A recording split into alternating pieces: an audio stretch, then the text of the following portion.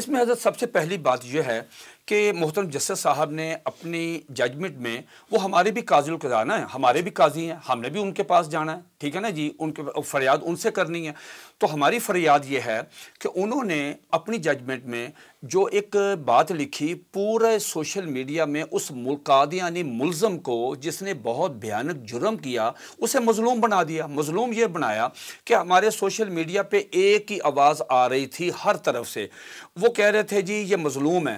جناب اس نے وقوع ہوا 2011 میں، ٹھیک ہو گیا، اور قانون بنا 2021 میں، تو یہ کہیں کا اصول نہیں ہے کہ وقوع جو پہلے ہوا سزا بعد میں ہوئی تو آپ ملزم کو سزا دے دیں۔ یہ ٹراکی بتی کے پیچھے سپریم کورٹ کا ججمنٹ جو تھا وہ ہمیں لگا دیا۔ ہمیں لوگ جو تھے وہ لان تان کرتے تھے کہ یار کیا کیسے مسلمان ہے، ایک بندے نے جرم کیا ہی نہیں ہے، اس کو سزا جو ہے 2021 میں آئی ہے۔ اگر یہاں پہ میلافائڈ مطلب انٹینشن اس میں پائی ہے، میں معذرت صد احترام عرض کرتا ہوں کہ محترم جسٹس صاحب اگر وہ مسلمان وکیل کو سن لیتے مسائل حل ہوتے۔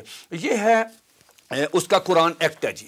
اب قرآن ایکٹ جیسے بھائی جان نے فرمایا، اس کی جو 7 ہے اور 9 ہے یہ تو 2011 میں بنا ہے، 2011 میں ایگزسٹ کرتا تھا، اور 2011 میں انہوں نے کیا کیا کہ اگر کوئی ایسا جرم کرے گا غیر مسلم یا کوئی پرنٹنگ کے حوالے جو بھائی جان نے تشریح کیا، اس کی سزا تھی 3 سال اور اس کا جرمانہ تھا 20,000 روپے جرمانہ۔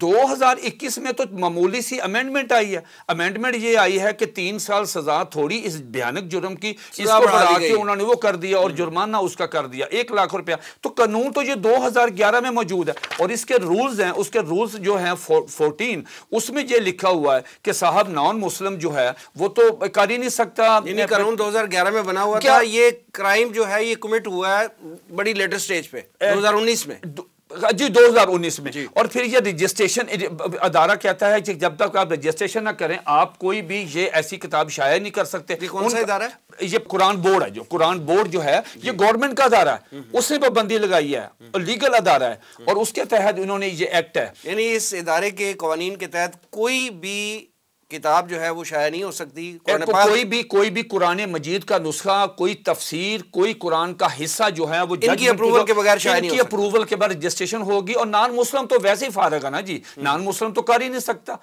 ٹھیک ہے نا جی۔ یہ مسلمانوں کے بعد نان مسلم تو پہلی 14 نمبر شک میں فارغ ہے کہ وہ اس کو نہیں پرنٹ کر سکتا۔ وہاں قادیانی تو پھر اس کو پرنٹ ہی نہیں کر سکتے، اس سے تو عیسائی کرے گا قانونی اعتبار سے انہوں نے جہاں شائع کی یہی تو ہمارا۔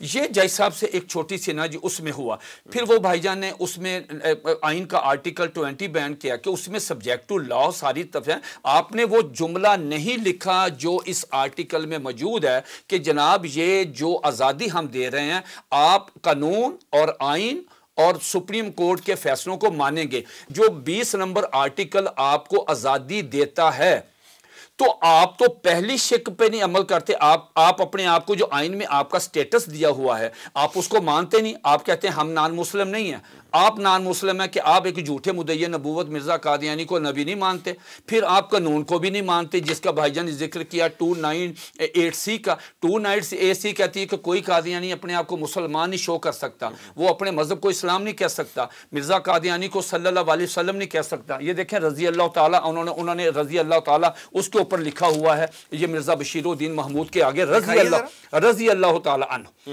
ٹھیک۔ وہ مرزا قادیانی کی بیوی کو ام المومنین کہتے ہیں، اس کے دوستوں کو صحابہ کہتے ہیں، اس کی عبادت گاہ کو مسجد کہتے ہیں، اس کی باتوں کو حدیث کہتے ہیں، اس پہ اترنے والی وحی کو قرآن مجید کہتے ہیں۔ اب دیکھیں اچھا وہاں پہ جو کتاب ایک اور پیش ہو رہی ہے وہ ہم پیش کریں گے اس میں ریویو میں، اس میں وہ تذکرہ جو قرآن مرزا قادیانی کی ایک ہے وہی ہے نعوذ باللہ نام نہاد، وہ کہتا ہے کہ اِنَّا أَنزَلْنَاهُ قَرِيبًا مِنَ الْقَادِیان، اے مرزا قادیانی ہم نے قرآن مجید کو قادیان کے قریب نازل کیا۔ ہم محترم جسٹس صاحب سے پوچھیں گے یہ پیش کر کے کہ صاحب اب ان سے یہ پوچھیں کہ بتائیں کہ یہ اس کو وہی مانتے ہیں، کیا یہ مرزا قادیانی کی وہی ہے یا نہیں؟ حضرت بات تو وہی ختم ہو جانی تھی اگر جسٹس صاحب یہ کہتے کہ پاکستان کے کنسٹیٹیوشن کے مطابق آپ بتائیں کہ آپ اپنے آپ کو ایز اے غیر مسلم سمجھتے ہیں کہ نہیں سمجھتے، بات تو خود اس केस में कोई एक नहीं है, छोटे छोटे गलतियां। और वसीम साहब इसमें थोड़ी सी मैं और इजाफा करूं, ये इनका मोहतरम जस्टिस साहब का ये 10 नंबर जो पैरा है इसकी जजमेंट का, इसका मैं अगर उर्दू तर्जमा पढ़ूं तो जरा सोचिए कि जज साहब ने एक नहीं, ये बिल्कुल सही बात फरमाई कि निप इन द बड, इसको ये पूरे का पूरा फैसला सेट असाइड होना चाहिए। ये सारा फैसला हमारी 100 साल जद्दोजहद जो है ना खत्म नबूवत की, वो सबोताज हो गई। अब मैं 2 बातें मुझे करने की इजाजत दें। पहली बात तो जस्टिस साहब ने लिखा, मुझे आप ये बताएं कि इस फैसले की रोशनी में अगर कोई शख्स अब दोबारा ये तकसीम करता है किसी भी इलाके में, क्या FIR दर्ज होगी? नहीं होगी। इसलिए नहीं होगी, ये देखिए जस्टिस साहब इसका पैरा नंबर 10 है, क्या फरमाते हैं? फरमाते हैं, इंग्लिश में उर्दू तर्जुमा पढ़ रहा हूं, अगर रियासत के ज़िम्मेदारों ने कुरान मजीद पे अमल किया होता, यानी जिसने FIR काटी, DPO, DCO, home secretary, chief secretary, अगर रियासत के ज़िम्मेदारों ने कुरान मजीद पे अमल किया होता, आइन पर गौर किया होता और कानून का जायजा लिया होता, तो मज़कूरा वाला जराइम के हवाले से FIR दर्ज ही ना होती। अब कौन SHO इसको दर्ज करेगा? वो कहेगा मेरी नौकरी खत्म। यानी जबर का जो उन्होंने फरमाया, तो आराम से कहेंगे कि जी सुप्रीम कोर्ट ने मना कर दिया, और जबर तो वो तो उसने पूरे चलान में, पूरी FIR में, पूरे केस में, JIT में, DPO के पास, DCO के पास, उस मुल्ज़म ने तो कभी कहा ही नहीं कि मुझ पे जबर किया गया।